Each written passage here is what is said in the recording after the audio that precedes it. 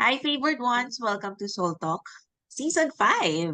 And today's guest is Karen Ann Navarro. She is the founder of One Holistic Community. She is a registered occupational therapist in the Philippines and the US with more than 20 years of practice in the field. She's also a certified Access Bars and Facelift Facilitator. So I see a lot of posts about this one. I am really curious. And he has been designing and facilitating wellness programs and retreats for schools, organizations, and companies for 12 years now. Let's all welcome Karen.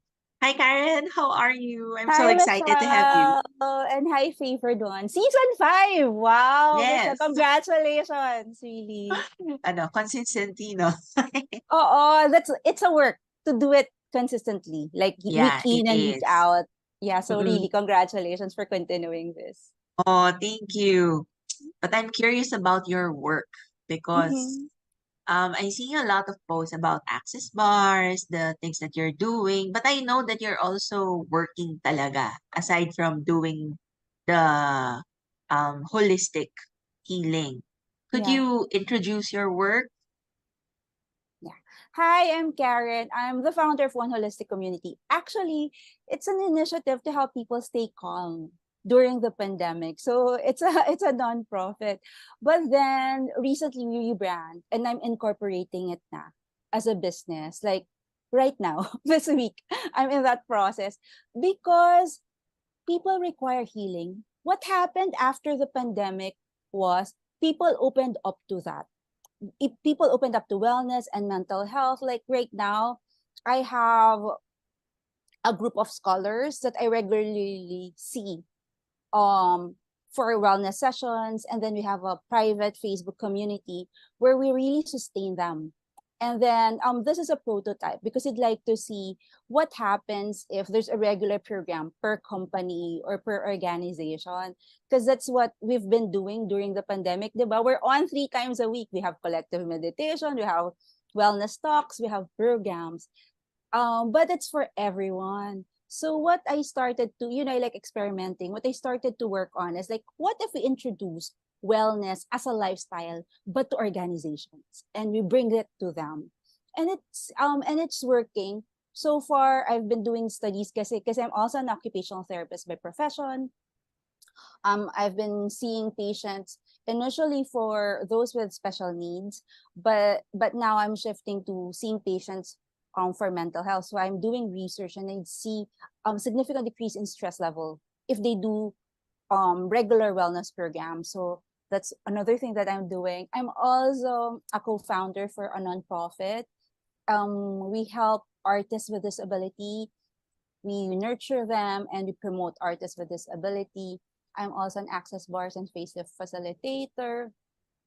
I'm also into real estate. So I'm doing a lot of things, but basically, these are the things that are fun for me. Yeah, a lot of things, but somehow, yeah, it all works out and everything aligns. Yes, I can completely relate to you because I also have the there's service related work which is related to spirituality, and there's also the career related work, and everything just falls into place, everything is integrated and intertwined. So I can resonate with what you're saying. Um Mm-hmm.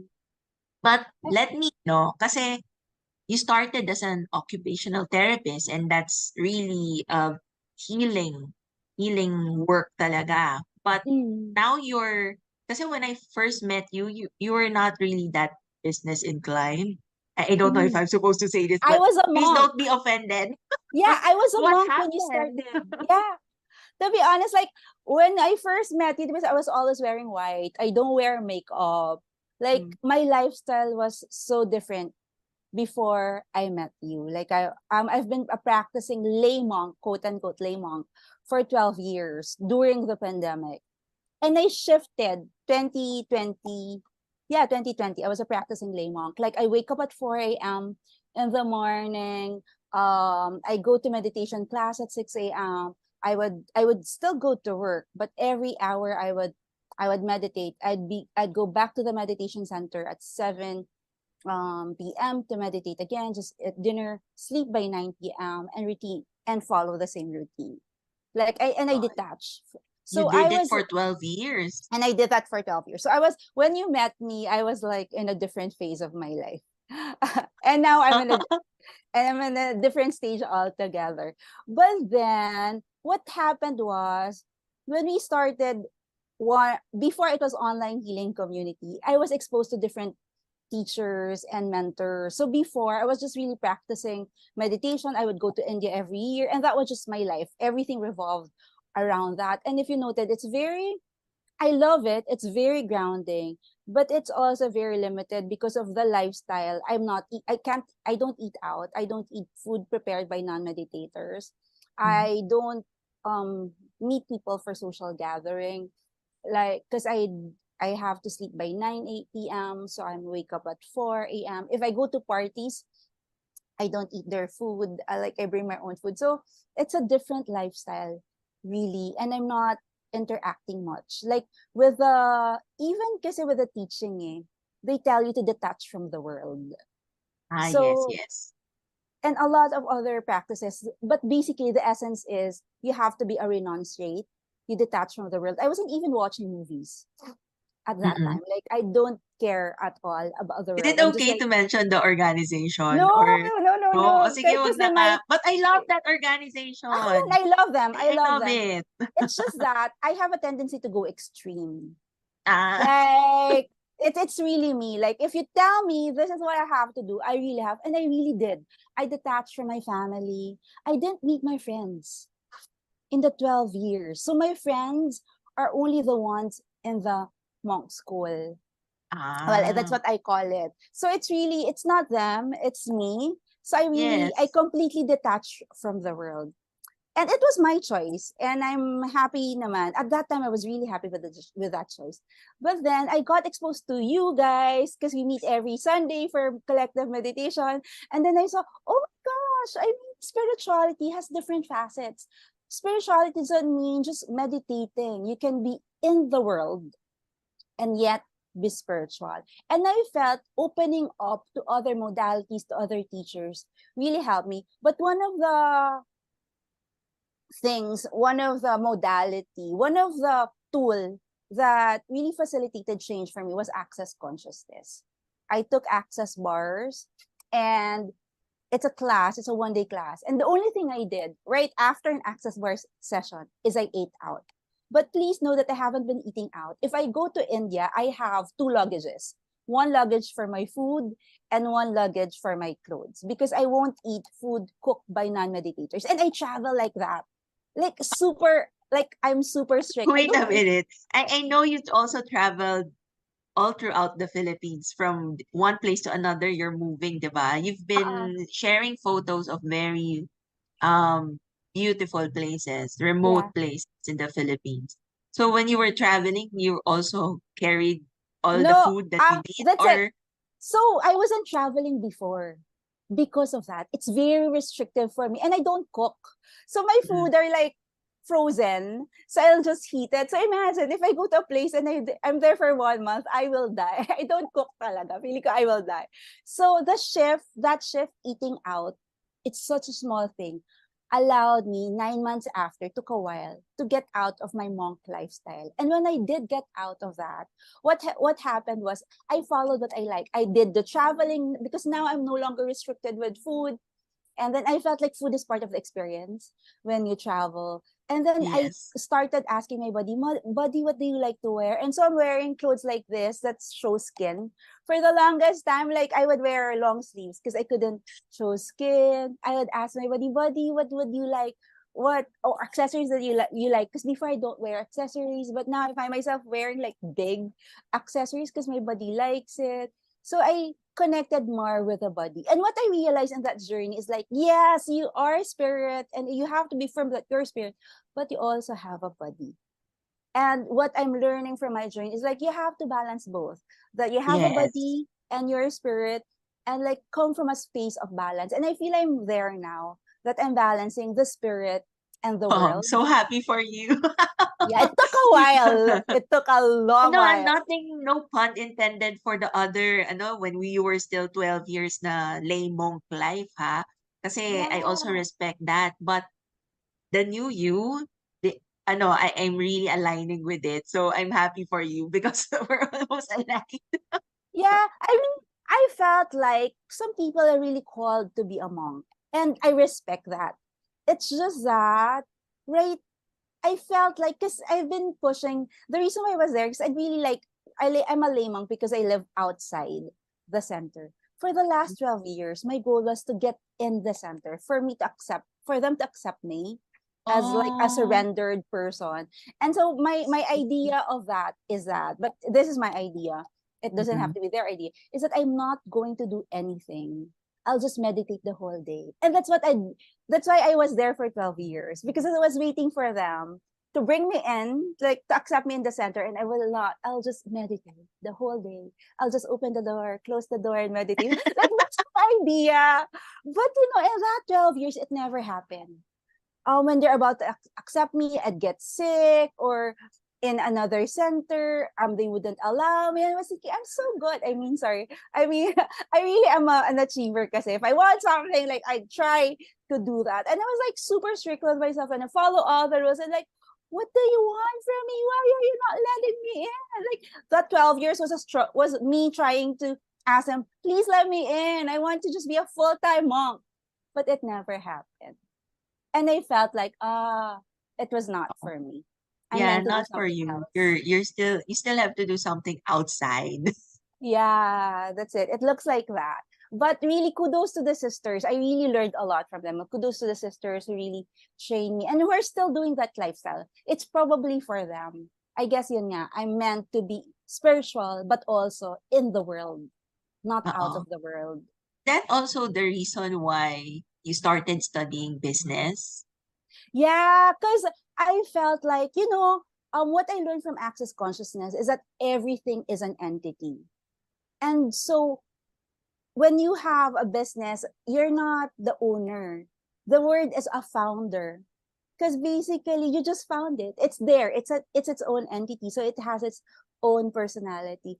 And OHC would like to continue. I really there was a time that I'd like to close it down, and Yes. then something happened, like I have to, and the message was like, no, you're supposed to continue it. And then when you talk to the entity, when you talk to the business, and you connect to the business, to the entity pala, before, because it wasn't a business, OHC, it would really like to be a business, and it likes to scale, it likes to reach as many people as possible.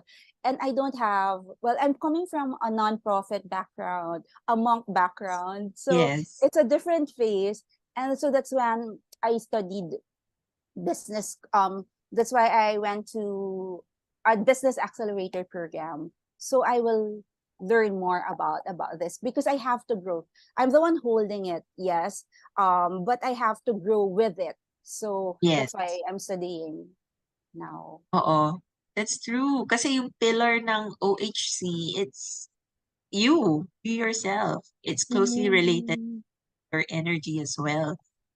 But now that mm, you're in business school and, you know, um, you already know what to do with OHC and you all have this work, you're in real estate, you're still doing spiritual healing work. If you look at your life right now, how would you define excellence in your own terms? mm. For now, kasi I'm not focusing for excellence. I'm working on consciousness, which means being fully present at every moment, which is basically a continuation of my 12-year solitude. Like, what helped me, I felt like that was a solitude, really wasn't connecting to anyone. Um, Yes. the 12-year solitude grounded me, and it helped me to be fully present at the moment. And now I'm focusing on consciousness. The difference lang is there's no judgment.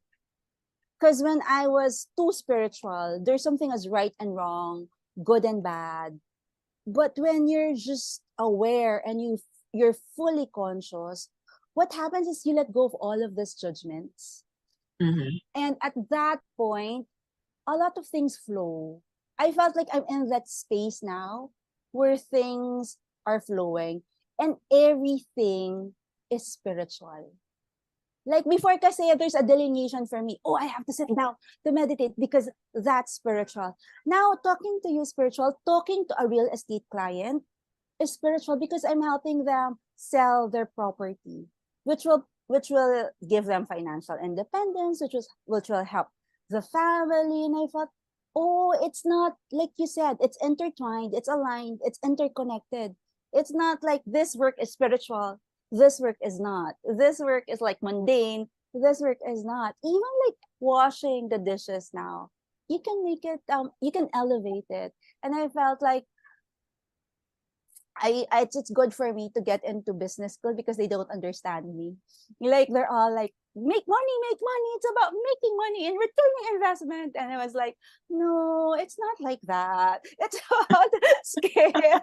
And so I mean, I'm listening to them, but I'm also listening to myself. Like I agree with them. It has to be sustainable. But now I've been working on OHC and I'm looking at shared economy. It's not about me making it's and I just realized that yesterday before talking to you. It's not about me making money because that's what a business is. It's about the person making money. But then because I'm in this spiritual work, I realize that we're all one, we're all interconnected. Well, how about we all make money? And we all make money while doing spiritual work because that's the difference. It's good that I got the shift because when you're a monk, you're not required to have money. You're supposed to be spiritual. But now that I'm in this journey of flow and like awareness, total awareness, I realize that you can have both. You can have money and be spiritual. So I feel like my journey is, and that's a concern for a lot of the healers. They like to do the work. They're in the healing field, but they don't have the funds to sustain themselves, or they don't charge as much as they should, or they don't have a lot of patients, or they don't have a lot of clients. And I feel Meron that, nga mga ganyan. Yes. diba? That's a problem really in for us. And I feel like ah, I really am good with marketing. Like that's my niche. I love marketing. I love bringing people together. So I was thinking, no, let's make it shared economy. Everybody wins. And so a lot of my mentors are like not so happy with I mean, a lot of mentors are like, what are you thinking? What are you saying? And like, no, it's about 10 times, 10x your money. So we fight. But It seems like but you have found your true purpose and the yeah. purpose that is really aligned to who you are. Yeah, and You're that not means, being defined anymore by anyone else. oh, yeah, I love that. I'm not being defined anymore. Yeah, because the journey for me is really trusting that I know. Like I have the answer. Yes, I have advisors, I have mentors, but in the end, if you want to disrupt something, it's really I mean, trust your inner knowing and follow that because that will guide. That will really be the guide. So yeah, I'm in that space right now. Oo. What are the ano? Kasi right now, I see people writing testimonies about your services. Mhm, And I understand from what you've said earlier is that you'd want to scale mhm. to reach more organizations naman. Yeah. Ah, um, how do you see yourself moving forward?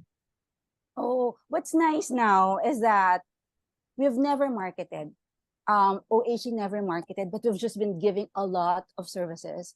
And so a lot of government agencies, initially it was government agencies who would tap us. I'm used to seeing clients one-on-one. That has been my work for the last 20 years. But in the meditation center, I talk to organizations and I facilitate retreats. So I'm used to working with organizations as well.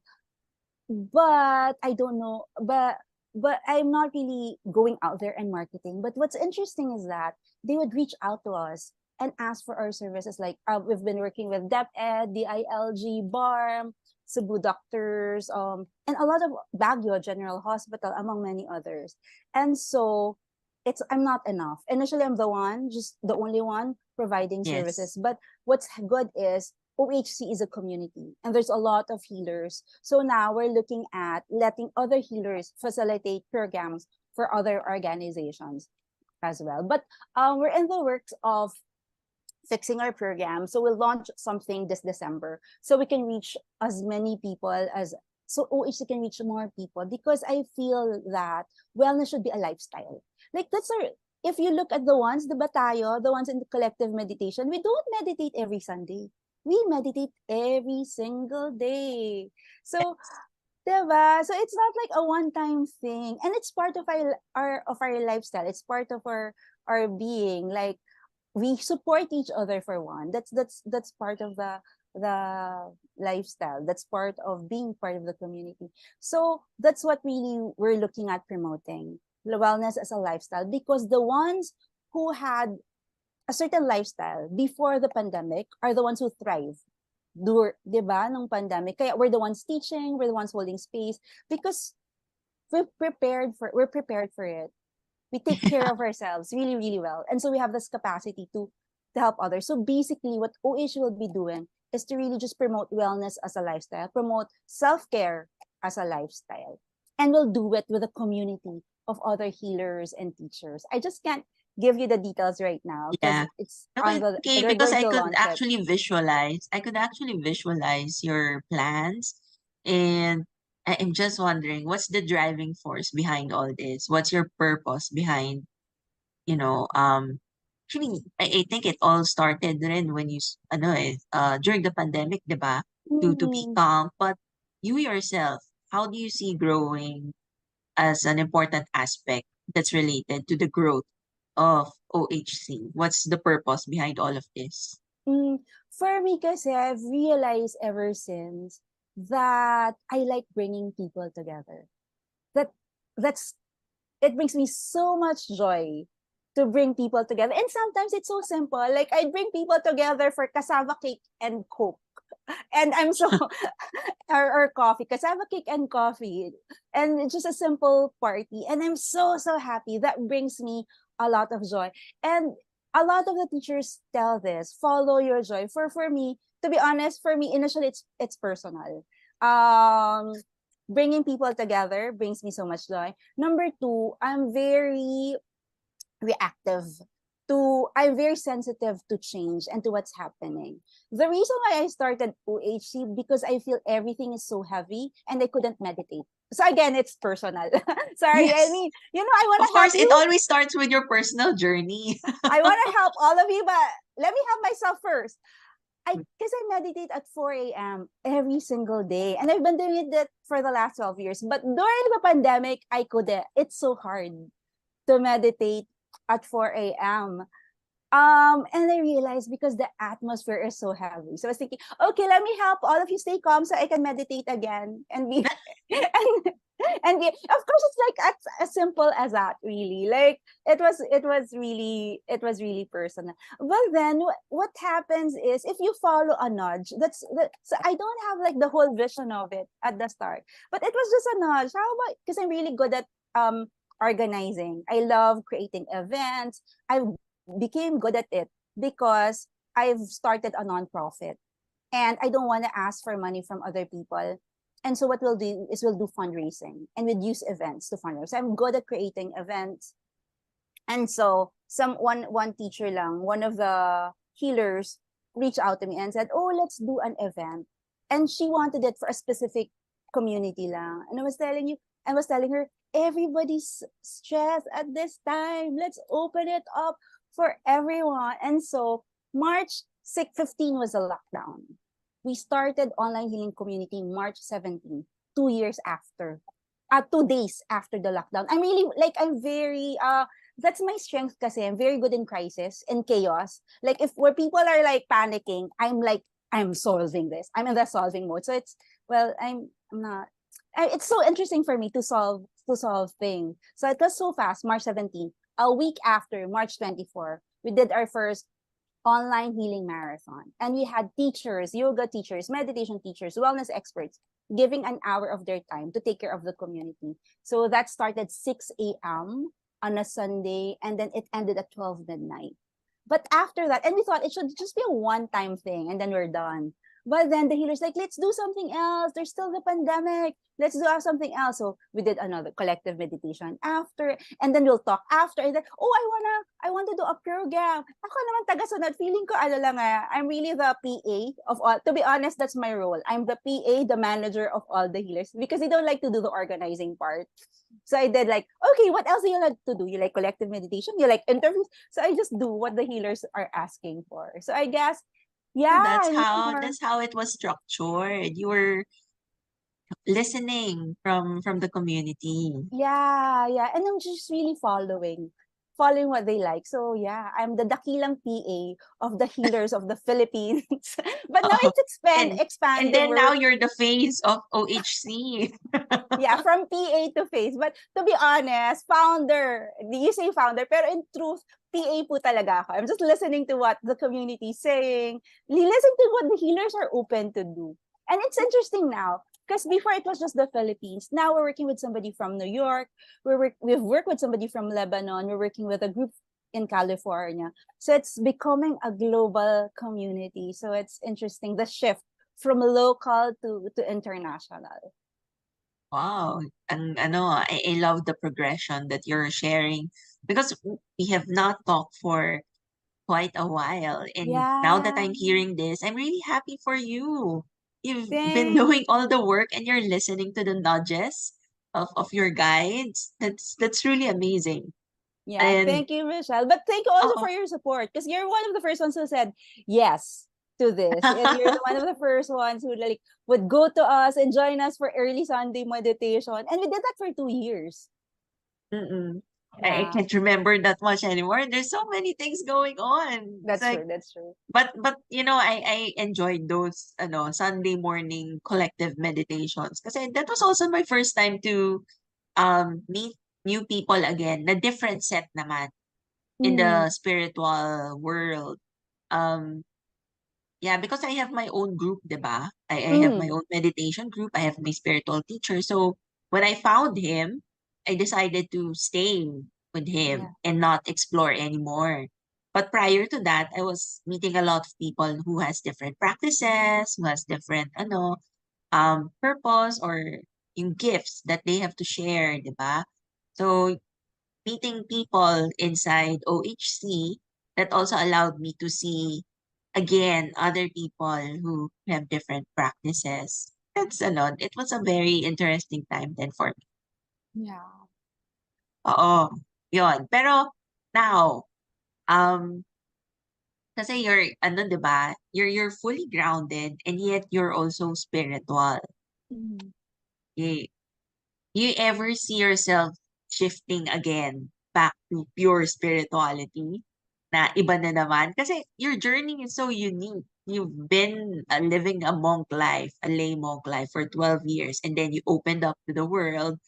And yet, I don't feel that you are completely attached. You're just enjoying the physical Yeah. world, the material world. And you have this confidence, this glow right now that's so different from way back. Do you think you're going to continue this phase in life I or found na my purpose eh. Because before, I was so adamant that I get in the monk school. Like, I was so adamant, I will be a full-time monk. Like, I was so into that. But recently, I've gone through another process. And it helped me really figure out who I am. Like, I did a 5-week thing, and then it showed me a persona. And basically the persona, it showed me a Diwata persona that I've never resonated with. And the Diwata is fully grounded on the earth, yet very elevated. And I feel like for now, I couldn't say like 5 years from now, but for now, that's where my space is. And I noticed that the role of the Diwata is similar to my role in OHC. Because the Diwata is just there to hold space for everyone, to bring everyone together. And it's the spirit that I have ever since. But it's just that for the longest time, I haven't really embrace it because I want to be something else. Because I want to be a monk. Probably I was a monk in my past life, so I was so dedicated to be a monk. But in this lifetime, what came out for me in this 5-week, it's actually a 2-month process, that I went through, is that my role is to be that spirit that unites the collective. And when I first saw that, I was like so shocked. Parang, oh my gosh, magagalit ka. Ano ba yan? Ba't ang laki-laki? Sobra. Ayoko. So initially, the reaction was like, wait, we just want to have fun. Resistance. That's such a big responsibility. Reunite the collective. Ano ba naman yan? So it's like, but over time, I realized, I've been doing that. I've actually enjoyed bringing people together, and I learn it. I learn so much when I connect a lot of people. And so I was thinking, it can be fun. Like with the Diwata spirit, she's just being herself. And yet, she helps the collective. She helps the teacher. She helps all. So I was thinking, okay. So I guess for now, that's my role, to just be me, to do what I love doing. And I can help actually bring people together. They unite the collective, because there's this mentor who told me, and he passed away. I talked to him the night before he passed away. Like I was talking to him at 8 p.m. He passed away at 2 a.m. Like that. And he was telling me, you're being conferred a role. And it's a high role. And it's at this point, and at that point when I was telling him, you're resisting this role.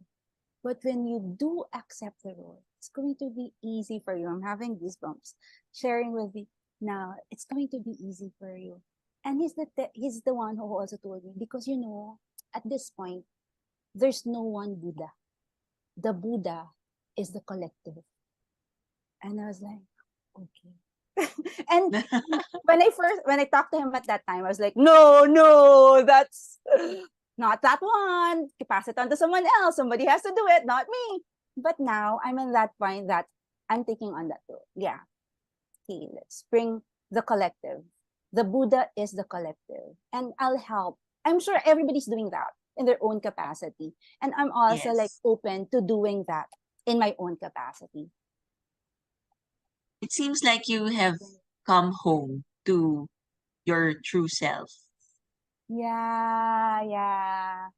Kasi I love the acceptance that you're radiating right now. Acceptance of who you were in the past, yung pagiging monk life, and then acceptance of the transitional phase and who you are right now, and being okay no matter where you're going to be, what kind of space you're going to be in the future. It's a lot of awareness and acceptance lang talaga of who you truly are. That's really amazing. I love this. And it's a journey to get to that point, no? To get to the point now. Thank you for sharing that. I feel it's also a personal message to me. But okay, before we end, maybe you'd want to invite those who are watching to the services that you're offering, or where they can actually reach you. Because there are so many services that One Holistic Community is offering. Like we told you, it's a community. So currently we're working with, right now we're working with somebody from New York. He's doing daily downloads for Pero the syempre dapat community. sa'yo, yung personal mo. Yeah, but I also one of the tools that really helped me transition really from monk to this life that I'm balancing body and spirit is Access Consciousness. So I teach Access Bars and Access Facelift every month. I also see some patients for one-on-one sessions, but also inside the community, we have a lot of regular programs. I also interview people. Tapos we also have programs where healers talk about certain topics concerning mental health and wellness and growth. So please go to One Holistic Community. We're on Facebook, Instagram, and soon TikTok. there. Wow. So thank Really you, excited. Michelle. Really Thank you, excited for the Michelle. progress that you're going to be experiencing Pero soon. pero ang galing ng intuition mo. Like, if we talked yesterday, Hmm? because we're supposed to talk yesterday, right?